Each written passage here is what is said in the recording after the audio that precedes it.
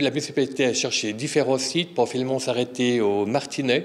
Le parking est actuellement nettement sous-occupé et il y a déjà quelques arbres qui sont le prétexte à augmenter ce périmètre arboré pour en faire devenir un parc. Pour gérer ce parc, eh bien, la municipalité compte sur une association qui se montrait pour la gestion et puis la conception même du parc. Alors on est encore aux prémices de cette idée, mais il y a des propriétaires de chiens qui se sont montrés intéressés à participer d'une part à la conception de cet endroit et par ailleurs peut-être à la gestion pour la suite. Du parc canin, on passe à la route de Divonne avec une requalification, nouvel espace, de la végétalisation aussi. Comme d'ailleurs pour le parc canin que l'on va faire, que l'on essaie de faire au Martinet, ça réinterroge la place de la voiture en ville.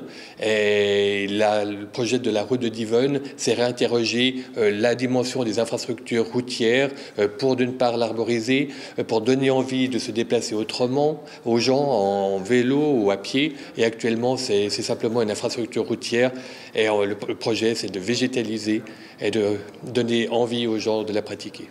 La route de Divonne fait partie des mesures d'agglomération de deuxième génération sur lesquelles nous travaillons. Elle fait partie de la mesure 31-9 qui comprend aussi l'axe route du Stand et route de Signy.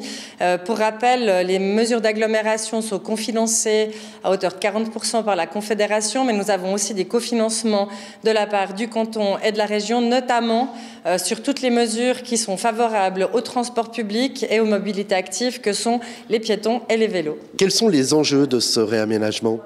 Écoutez, de nombreux enjeux nous attendent. Effectivement, finalement, amoindrir cet aspect et ce caractère extrêmement routier de la route de Divonne. Bien évidemment, la végétalisation urbaine et la perméabilité des sols. On sait aujourd'hui que dans ce contexte de dérèglement climatique, nous avons besoin de perméabilité, nous avons besoin de zones de fraîcheur. Bien évidemment, travailler sur la sécurisation de l'espace routier, la fluidification et bien évidemment, comme nous le faisons maintenant régulièrement dans nos projets, une dimension culturelle.